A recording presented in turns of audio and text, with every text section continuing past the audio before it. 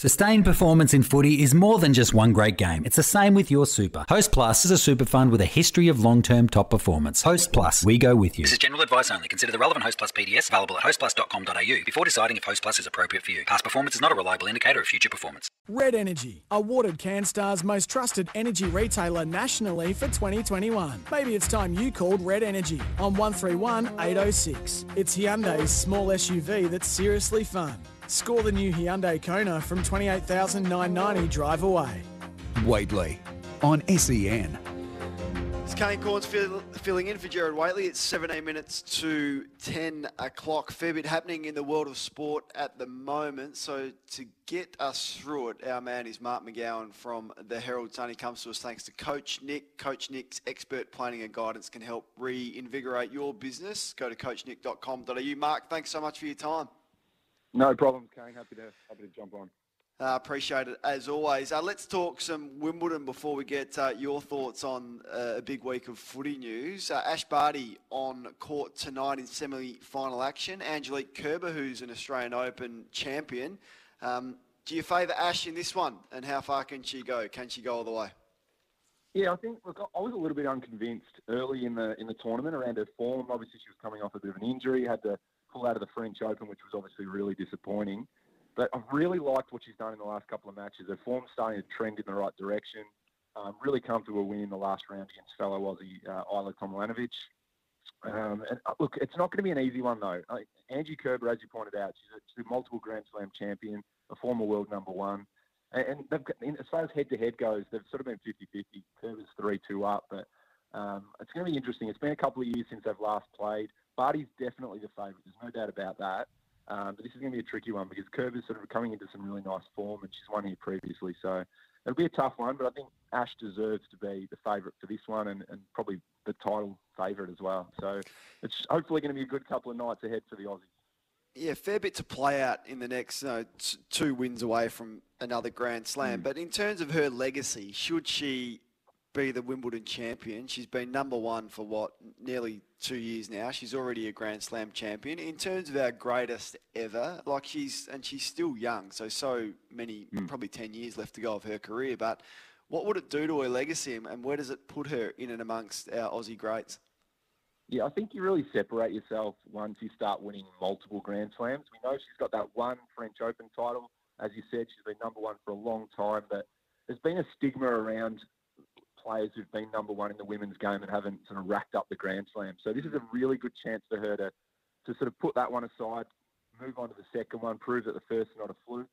And as you said, from an Australian legacy point of view, I think already, when you look back over probably the last even 3 decades, she's right up there with anyone we've had, men or women, really. I mean, Leighton obviously has a few slams. She was number one for a long time. But outside of that, she's already gone beyond I think Sam Stosur, as far as her consistency is concerned. She's got the slam title as well. This would really start placing her higher up. We've had some great women's players going way back, but as far as the Open era, Ash is right up there. And I'd love to see her get up to that 4 or 5 slam titles by the end of her career. That would be a great result. And I think there's no reason she can't do that. But once she gets the second one, hopefully that'll ease the pressure. And in these major events, you can start really contending constantly. But I think already for consistency's sake, she's already well up there. And I think we probably don't appreciate just what we've got in Ash. She's turning in some really, really solid performances. Well said. Let's turn our attention to the men's side of things because was it a shock last night? Hubert Hurkacz, if that's how I pronounce his name correctly, is just decimated Roger Federer in straight sets. Yeah, it was. Look, I don't know if it was a shock. I think with Roger, we all know he's getting close to 40 now. He got a few matches under his belt at the French Open before withdrawing because his priority in his comeback was always Wimbledon. I don't know if it was a shock because he himself, no matter what he says, obviously everyone wants to win the title, but for him to make the quarterfinals at this age is still a phenomenal effort. And Hurkacz is someone who had just come off beating the number 2 seed, the number 2 man in the world, Daniil Medvedev. So very dangerous player. But I think if Roger had got that second set, it might have been a very different situation. He was up a break, but unfortunately lost it in a tie break. And then, as we know, didn't win a game in the third set in bowing out. So Look, for the people who love Federer, there's so many out there. I think you have to start realising that he is getting advanced in age, and we're going to see more of these types of results. Who knows what the future holds here for him? He was asked about it post match, and he was a little bit wishy-washy on it. Didn't sort of guarantee anything, but he's not going to retire suddenly right now. I think that we can rule that out. But whether we see him at Wimbledon again, I think that remains to be seen. Well, hopefully we see him at the Aussie Open. I mean, provided there's uncertainty still about with what's going on with the Grand Prix this week, whether the Australian Open goes ahead. But you think he's a chance to come out to the Australian Open, provided the conditions are suitable for the players and the tournament goes ahead?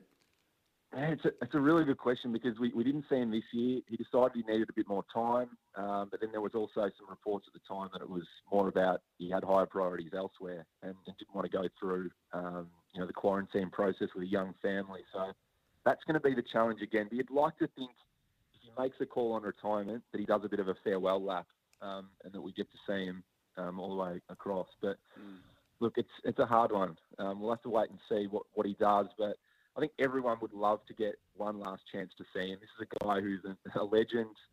Yes, we know Novak Djokovic is probably starting to mount a case to be the greatest ever, but Roger Federer is a legend, and there's no doubt about that. He's one of the greatest of all time. So he has an army of fans all across the world. So it'd be fantastic to get one last chance in Australia. Even if he doesn't go deep, I think we'd all love to see him again. So are we ready for Novak to be the greatest ever? Is the tennis world, is the sporting public ready? Because he's through to another semi-final. Should he win, which he's clearly the favourite to do, he'll join Rafa and Roger on 20, and he's got a lot of tennis left in him. He's going to be the best by a long way in terms of the stat sheet. Mark, is the public ready for that? I don't think they are, to be honest. He's got some fans that are pretty hardcore. He'll obviously be reveling in it, but he's never matched the across the board popularity of someone like a Roger Federer or even a Rafael Nadal. He's a bit of a polarizing figure. He has some interesting thoughts on life away from tennis, and even on court, he's probably doesn't come across the same way as Nadal and Federer. But achievements-wise, this guy is just a phenomenal talent. He turned his career around with going back a decade now. Changed it to a gluten-free diet. Just does everything perfect off the court, and you can't. You're just watching him play. He just does everything so comfortably and ease. In ease. And last night's match was phenomenal. Just how easily he did it, and it doesn't look like he's going to any great effort. He's just a phenomenal talent, and I think you have to set that aside when you're talking about the greatest ever. At this stage, I think everyone has to concede that, especially once he gets the Grand Slam record, it's definitely Novak. Let's turn our attention to some footy. Are you a Hawks man? I've got a feeling you're a Hawks man. Am I correct in saying that or not? No, you're not. No. I covered, when I was at the AFL website, I had 2 rounds and 2 clubs that I covered more than any other, and that was North Melbourne and Hawthorn. So right. I get asked a lot about that between those 2 clubs, whether I support those 2, but that's not the case. So what did you make of the events at Hawthorn this week? Surprised or not? Yeah, it's been interesting. I actually really enjoyed listening to Jason Dunstall the other night on AFL 360, and I thought he summed it up really well.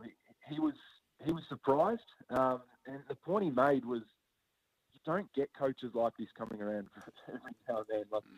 This is a guy who's potentially the greatest coach of all time, and you're deciding to move on to largely an unproven coach.